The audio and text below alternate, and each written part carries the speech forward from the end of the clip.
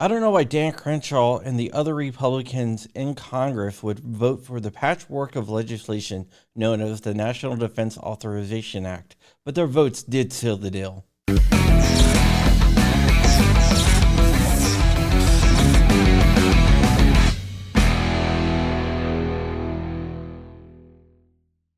What's up, Wolverines? Welcome back to the channel. My name is John Crump. I'll tell you more about me at the end of the video so you won't suck. We are brought to you by JSD Supply. JSD Supply makes some of the sickest 80% kits on the planet. They also make slides. This is a slide right here that's going on my Glock 26. Here is another slide that they have that's on my P80 right there. They make some badass stuff. Also, check out Tusk, TUSC.network. It's a cryptocurrency focused on the firearms market.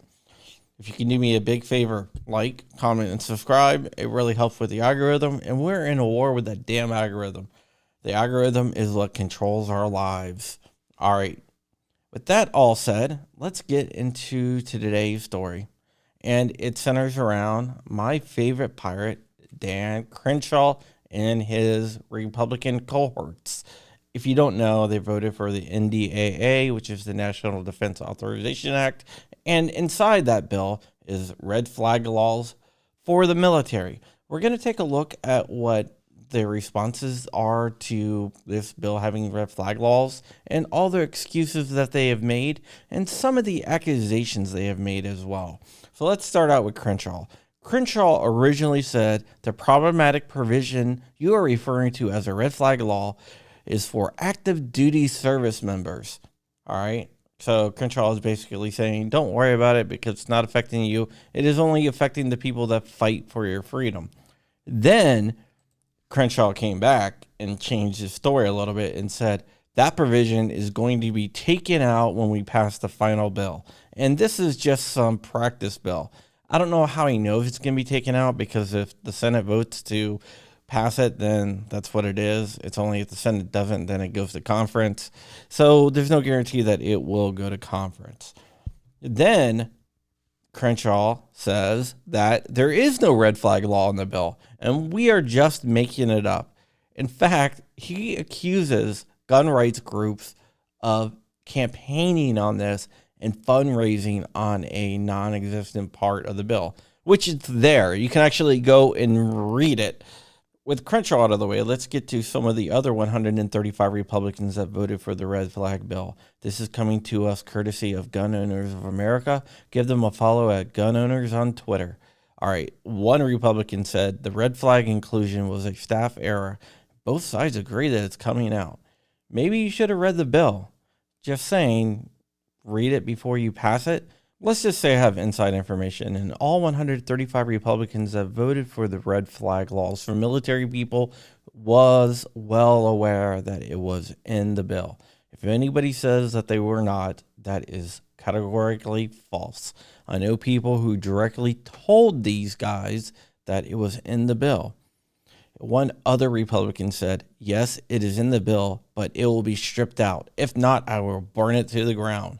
Why not burn it to the ground before it is actually passed and when you actually have power to do something? Once again, if the Senate passes it the way it is going to stay in there. It is amazing that the guys will keep on using this excuse.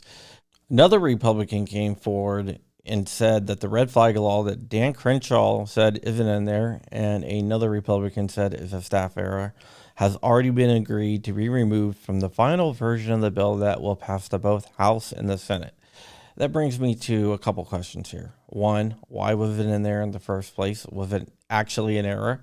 Or was it some type of fundraising campaign for anti-gun groups? So they pass it and say, hey, we got this in the NDAA, then Moms Demand Action and whatnot can fundraise and say our lobbying got this in there. What's up with all the backdoor dealings? Why not have an open and transparent government? And why is Crenshaw attacking pro-gun groups for pointing out a red flag law?